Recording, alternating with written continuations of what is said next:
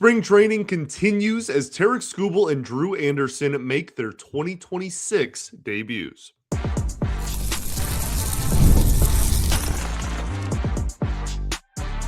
You are Locked On Tigers, your daily Detroit Tigers podcast. Part of the Locked On Podcast Network, your team every day. What is up, everybody? Welcome back to another edition of Locked On Tigers. I'm, of course, your host, Scott Bentley. Today is Tuesday, February 24th, 2026. Thank you so much for making Locked On Tigers your first listen every single day. We are free and available wherever you get your podcasts, including YouTube, part of the Locked On Podcast Network, your team every single day. Welcome in, everyone, for another Tuesday edition of Locked On Tigers. We'll talk a little bit about the spring training game that was played on Monday. We'll talk a little bit about what we can expect the remainder of the week in terms of spring training games. We got some injury updates we'll talk about at the end. We also, a pretty big talking point on Monday around all of baseball, to be honest with you, is Tarik Skubal announcing that he will only pitch one time for Team USA in the World Baseball Classic, and then will not even stay with the team the remainder of the tournament. He will pitch once, he will have one start, and then he will return to Lakeland and get ready for the season with the Detroit Tigers. Some nuance with that. We'll talk about that and Verlander throwing, live BP for the first time, etc. Just some news and notes. But I do want to start off with the spring training game that was played on Monday, as I mentioned earlier in the week. And if you're new to the program, if you started following this show in the last 10 months, then this is news to you. But anyone who was around for last spring training or previous spring trainings, I'm not going to spend all half an hour of every show on just a spring training game, especially a spring training game that we cannot watch, which I will never get tired of complaining about, ever. Okay? It's an atrocity.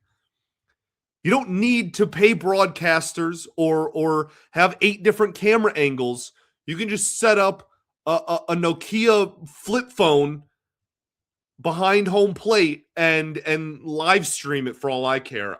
It is mind-boggling. Anyway, I digress. Actually, I digress for now. I'm sure I'll complain about it again every single day from now until opening day. But that is not going to, we usually in the regular season, we spend all show talking about the games and what's happening with the team, etc. Not going to do that for games that we can't watch, and certainly just spring training in general.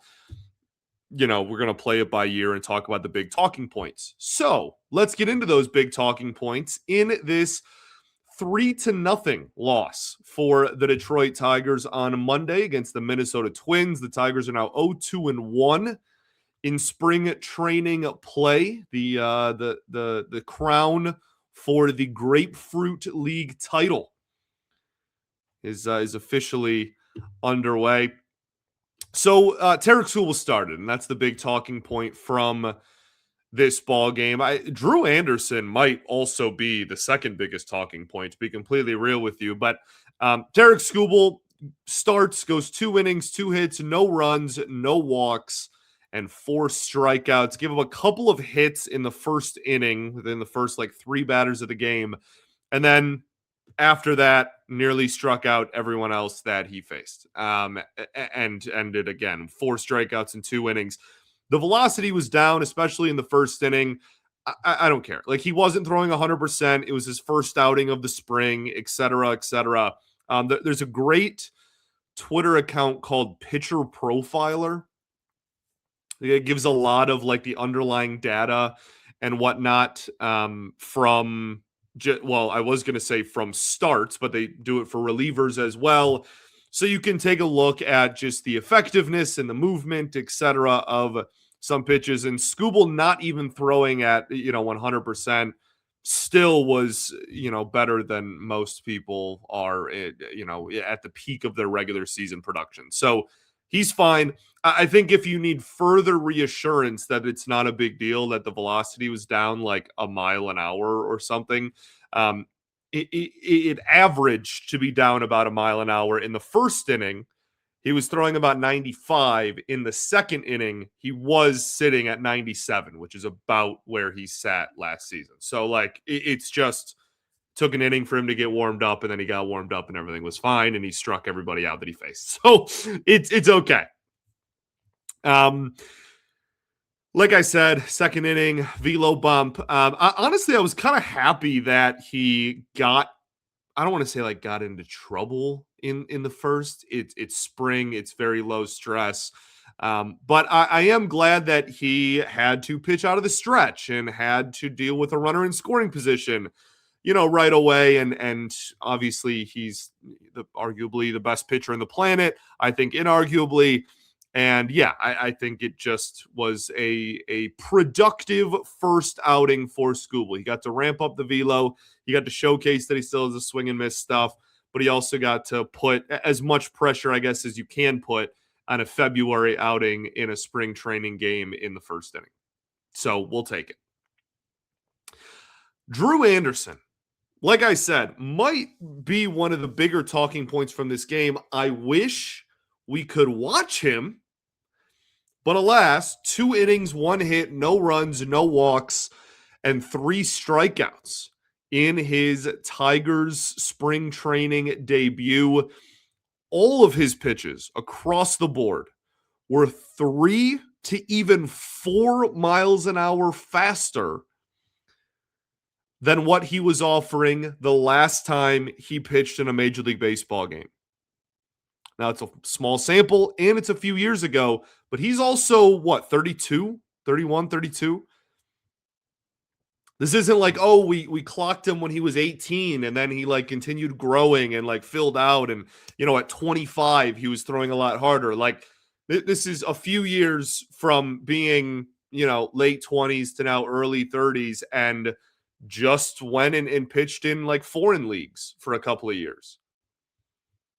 I'm not saying that he's going to be absolutely incredible or that this is the signing of the year or anything. I haven't even actually gotten to see him with my own eyes throw a baseball yet. But I do think that we can say with confidence that the guy that the Tigers signed, that some people were like, wow, we're giving Drew Anderson $7 million a year for multiple years. That's absurd. Look at what he did, the last time he was a major leaguer. I think it's fair to say already that that is not the same pitcher that the Tigers have signed. I'm not saying that he's, guaranteed going to be successful in it and it's going to be all great. But I am saying I think it's fair already at this point in February to say that it's certainly not the same guy that was in the majors a few years ago. Threw a lot of curveballs too. But the biggest kind of talking point, aside from just the fact that his velo is way up from what it used to be, is now like a mid-90s fastball guy when before he was throwing 91, 92. Threw 95 with the heater today. But I think the biggest talking point is the changeup. Pitches overseas, develops the kick change, as everyone is now calling it. And I found a few things interesting with that. One is he seemingly, he threw multiple righty-righty changeups. So seemingly it's good enough in his eyes to throw to either handedness, but also, again, it's practice, it's spring. Like Matt Manning used to throw changeups in spring training, and then the second that the regular season would start, he'd stop. So we'll see kind of how the rest of spring training goes and then how the early part of the regular season goes for him in terms of, pitch repertoire and what he's throwing in what situation. But the changeup, not only was he throwing to both handedness of hitters, it also got a ton of swing and miss. Had a whiff rate over 50% in this game. So clearly something has clicked in, again, the foreign leagues that he was throwing in. And now hopefully the Tigers can harness that. He can harness that and have a pretty productive year out of the bullpen or as a swing man, spot starter, whatever he ends up being for the team this year. But a really, really strong spring debut for Tarik Skubal and for Drew Anderson.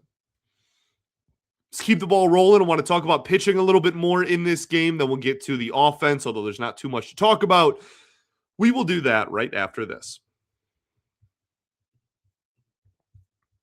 First, though, I got to talk to y'all about our friends over at Indeed.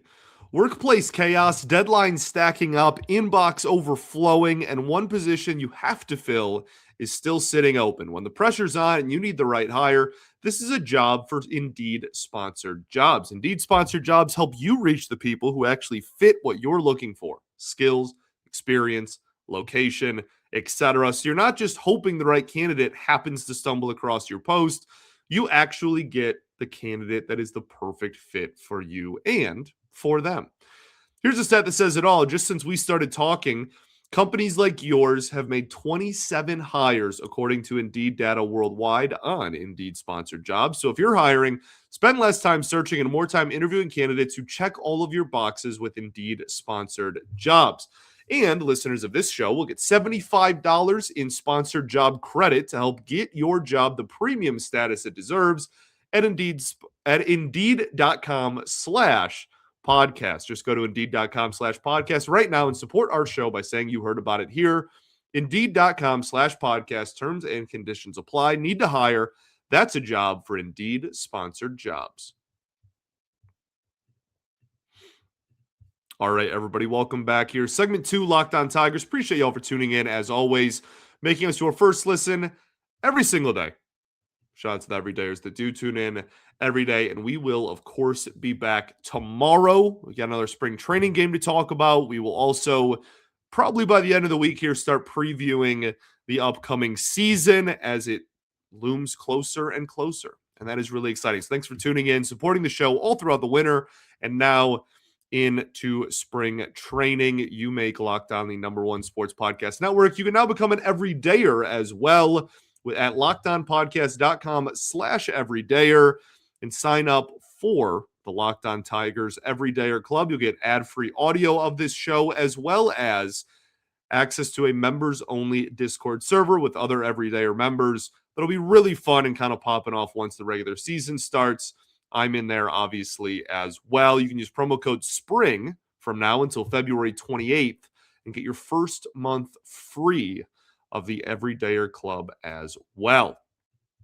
Today, we're talking about a few different things, starting with this spring training ball game. We talked about the big starting pitching, or the big pitching, I guess, in general, kind of talking points that stood out in this one. Some other players that took the mound: Brandt Herter, 2 innings, 1 hit, 1 run, no walks, 1 strikeout. Gave up a homer on a fastball and then did not allow another base runner, which is obviously a good sign. This is a really big spring training for Brandt Herter. He could be, the go-to multi-inning long reliever at the major league level, or he could literally be a minor leaguer on opening day. And obviously then anything in between, right? He could just be the low-leverage lefty that's kind of at the back end of the pen as well. So lefty success is super important for him. That's what is going to be his bread and butter, especially if he can be that guy that can go multiple innings. And the home run he gave up was off of a lefty, which is not a fantastic start, like I said, off of his two-seamer, his sinker, whatever you want to call it. But he did recover nicely, as I mentioned. In the same breath as the home run off a lefty, he also struck out a righty, which is very important for him as well. If he can take steps forward against right-handed hitters, which he's had success against in his professional and major league career before, that would go a long way. And I think the biggest thing with that is also his changeup. We know that he has the fastball and slider. The slider is such a high movement pitch for him, kind of like Reese Olson, where he can throw it against righties or lefties, and you don't feel too nervous about that. The changeup is certainly only an offering that he's going to throw against righties. However, I think that is a really important pitch. If he can have 3 different pitches that he's confident and comfortable with against right-handed pitching, more the four-seam fastball than the sinker against righties. Obviously, you don't want to have the ball break into the barrel of the bat there. But, I think that all of those things are just one of the many things that I'm looking for in Brandt Herter's game this year. And I think this was a fine start despite the lefty home run. Then we had Brieske, 1 inning, 2 hits, 1 earned run, no walks, 2 strikeouts. also gave up a home run. Dan Dickerson and Dan Petrie made this home run sound like it went 937 feet. So, I mean, we'll we'll see. I didn't check to see what the exact tape measure was, although I could have at Baseball Savant. But yeah, I think for Brieske, as I've said a lot already this spring, this is a really important spring training for him. The velo was down, but this is his first even remotely real and competitive outing in a very long time. So I'm not reading too much into that. Also, the 2 strikeouts is nice. That's a good rebound from the hard contact he gave up. But yeah, kind of mixed results. You got the strikeouts. You also got multiple hits given up, including an absolute tank. So we'll see how his spring progresses. But another guy that could find himself in the minor leagues. I think he has an option left. Could find himself in the minor leagues or could be, on the major league bullpen again and be a key part like he was 2 years ago. So wishing him health above anything else.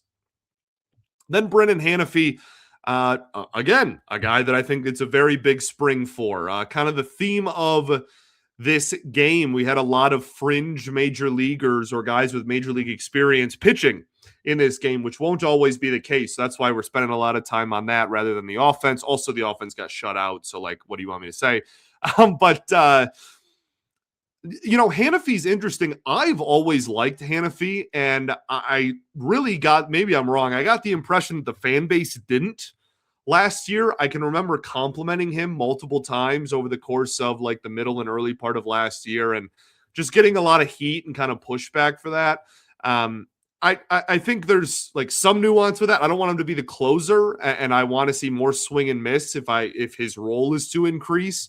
But he's got a bowling ball sinker, which against, against righties is really effective. That's Jason Foley used to be really good at that, right? Chase Lee even was at times effective in that role. So I don't know. I'm interested in what he does. He's another guy that could end up really anywhere. I kind of expect him to make the team out of camp, but we'll see. Him getting a couple of strikeouts in just one inning in this game, though, I think will go a long way in that regard. He needs to improve against lefties. That's the big thing, right? Is he similar to those other guys that I mentioned? Because they're sinker ballers. They're really good against the same handedness where the ball is going to move in on the hands of righties, and you're going to induce a lot of weak contact and break some bats. It also then that sinker moves into the barrel against lefties, and so a lot of those sinker ball guys have trouble against them. Hanifey, I thought, was interesting.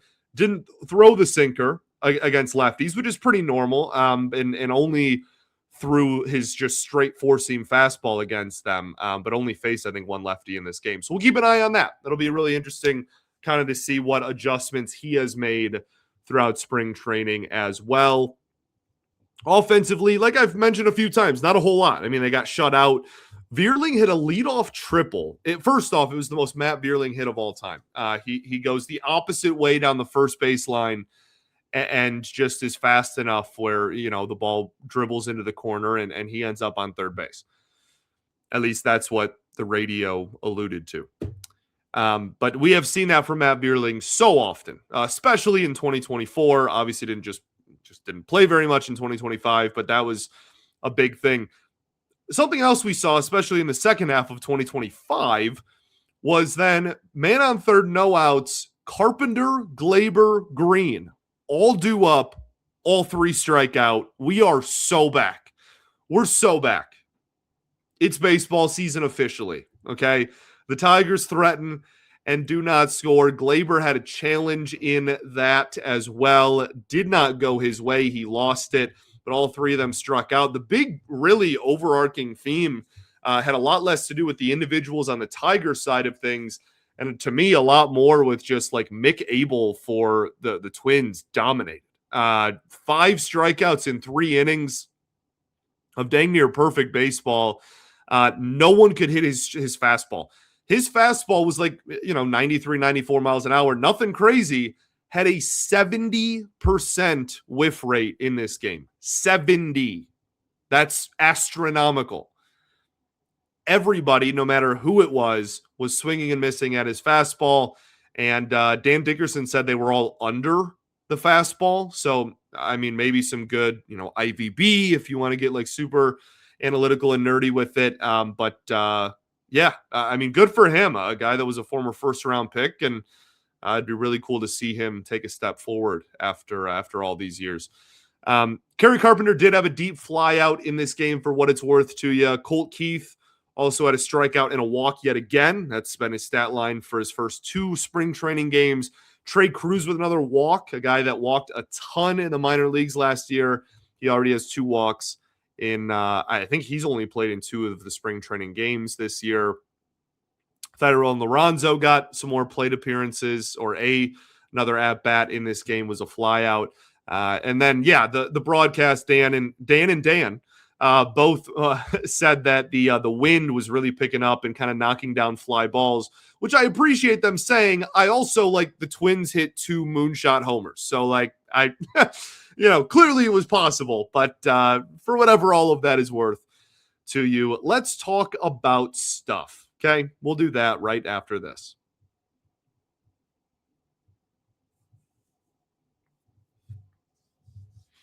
All right, everybody, welcome back. Third and final segment, Locked On Tigers. Appreciate y'all for tuning in, as you always do. The only really stuff I have from this game specifically is the Gleyber Torres challenge in the first inning. He lost it. I thought that MLB.com has a cool graphic where they have kind of like when you're watching a basketball game and they have, or a football game, and they have the timeouts listed underneath like the team's name, and it's just dots. And once you use one, you lose a dot. They kind of had that for both teams in the graphic on MLB.com. And so if that's a thing in score bugs throughout the year, we'll see how they handle that. But yeah, people are going to want to know how, if the teams have a challenge left, how many challenges they have, etc. So that'll be super interesting to see kind of how that's incorporated a little bit more. Another thing, we talked about the strategy behind, the usage, if you will, of ABS and the balls and strike challenges. Both teams, by the sound of it, very aggressive in this game. We had challenges in the first inning. We had challenges all throughout the first, 2 times through the lineup. Now, part of that is like, I wonder if once hitters know that they're going to get 4 or 5 plate appearances, if that eases up. But for these guys, they're going early because that might be their only at bat of the game. Like, it is still spring training. So some nuance with that. But again, as I said yesterday, we'll see how that kind of progresses through this rest of the spring. Big talking point I alluded to at the start of the show.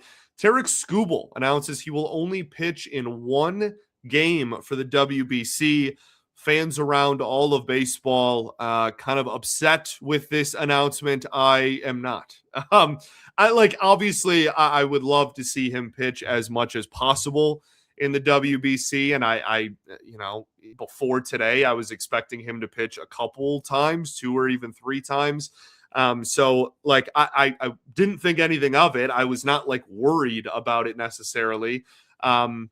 But he really wants to represent his country. He also really doesn't want to risk anything in a contract year that is not just a contract year. It's potentially going to be the biggest contract ever given to a starting pitcher. I'm sure Scott Boras sat him down and said, you will not pitch 30 innings in the WBC before opening day even. That is not happening. If you want big money and you want the contract that you tell me you want, you're going to do as I say, and you are going to throw, you pitch 1 time, say that you did it, increase the brand recognition more, whatever. But I'm not trying to say that it's all Scott Boras. Clearly Skubal agreed. If he really wanted to, he'd go out there and just say, no, I don't care. But I'm sure that protecting him in his contract year, where he's projected to get potentially around $400 million, certainly went into that decision. So we'll see in which game he pitches against, if that's round robin play. I would imagine it is, but we'll see. The only caveat he put was that if the Team USA made the final, that he would lobby with Tigers management to then go back, but not to pitch in the game, just to go sit and be with the guys and be in the dugout and root on and watch the game. So we will obviously keep tabs on that as well. Justin Verlander had his first live BP of the spring training, faced John Peck, Hao-Yu and Jose Briseño. There's a video of it. It's, kind of. There is a video, all the credit in the world to Evan Petzold's iPhone, who I believe is taking the camera work of this, side angle from the dugout. Somebody, I couldn't even quite tell who between the first two hitters, who was who. But one of the righties, so it wasn't Briseño, absolutely crushed what looked like a hanging breaking ball thrown at him. But everybody else, the curveball, he threw a lot in these sessions too. So I'm sure he's just getting a good feel for all of his pitches again and just trying to make sure that, that, like I said, they all feel good coming out of the hand and whatnot. The other news that all fans smile ear to ear hearing is that Miguel Cabrera is back in Lakeland for spring training. Now, he is also going to coach Team Venezuela in the WBC. He's not the manager, but he will be a hitting coach. It sounds like he will be a hitting coach with Victor Martinez, which I think is super cool. Obviously, they're very close, played together, and now will coach together. So that'll be super fun. But it's also cool, like Miggy was out and doing field work with Briseño, who is from a small town in Venezuela, very close to where Miguel Cabrera grew up. So I think that's really cool if they had a relationship and he was able to kind of guide him a little bit. But just awesome to see him there. Everybody is firing off their Miguel Cabrera is in the best shape of his life, tweets and posts. We're so back. We're just so unbelievably back, and good to see the big fella back in Lakeland as always. The last thing I want to bring up is an injury update. Trey Sweeney, reportedly, this was actually from early in the weekend, has a shoulder strain on his throwing shoulder, obviously, and has stopped throwing. So we'll see what happens. I feel like I've said we'll see a billion times. So I need to think of some other transitional phrase to say. But obviously we'll keep tabs on that. It is, I know that he frustrated people last year and he kind of got a hard time from the fan base. A, you don't ever root for somebody to get injured. Certainly not somebody on your own team. B, even if he is frustrating for people, and I certainly, dished out my fair share of criticism for him last year. This is not like an argument that he should be the opening day shortstop. I don't even have him making my opening day roster, period. It is still in the Tigers' best interest for everyone to be healthy and for them to have some sort of depth at the shortstop position.